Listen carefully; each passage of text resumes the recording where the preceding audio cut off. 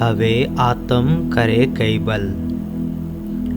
अब मेरी आत्मा कुछ बल करे, यानी धाम धनी की मेहर हो और मेरी आत्मा बल करे। जैसे कि मैंने दृष्टांत दिया कि लंगड़ा बैठ जाए अंधे के कंधे पर और बताता चले, इधर चल उधर चल, और आंख मूंद कर अंधा चलता जाए। यदि दोनों को एक दूसरे पर विश्वास है तो दोनों अपनी मंजिल तक पहुंच जाएंगे, यानी जीव को भी राजी मिल जाएंगे और आत्मा के तो प्रियतम है ही। इस संसार में निस्वार्थ के संबंध से ही आत्मा के अंदर वह ज्ञान आता है।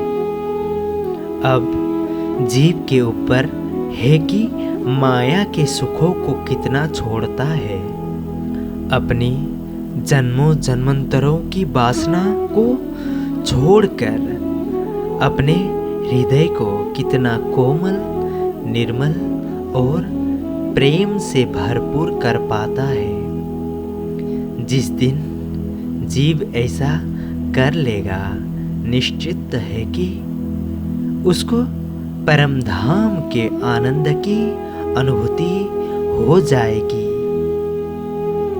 अंदर से प्रेरणा आती है कि उठो, प्रियतम की चितवनी करनी है।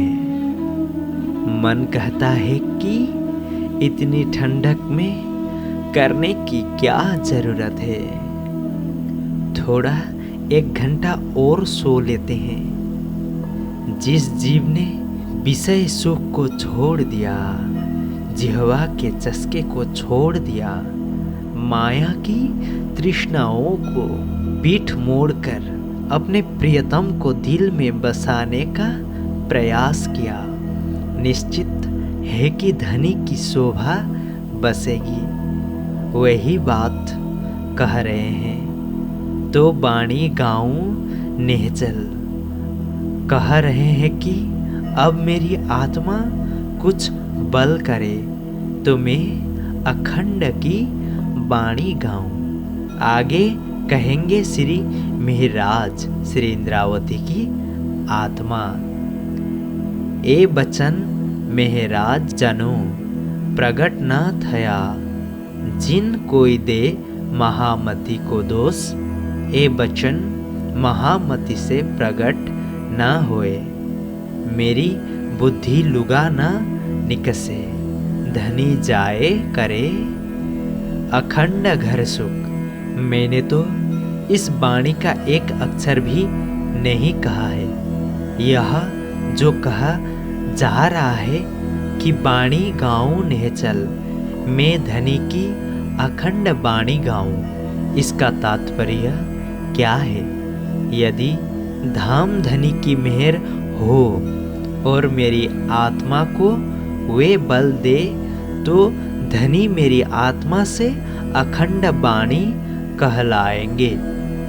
यह कहने का भाव है। यह भाव नहीं लेना चाहिए कि अब मेरी आत्मा बल करे तो मैं वाणी गा दूं।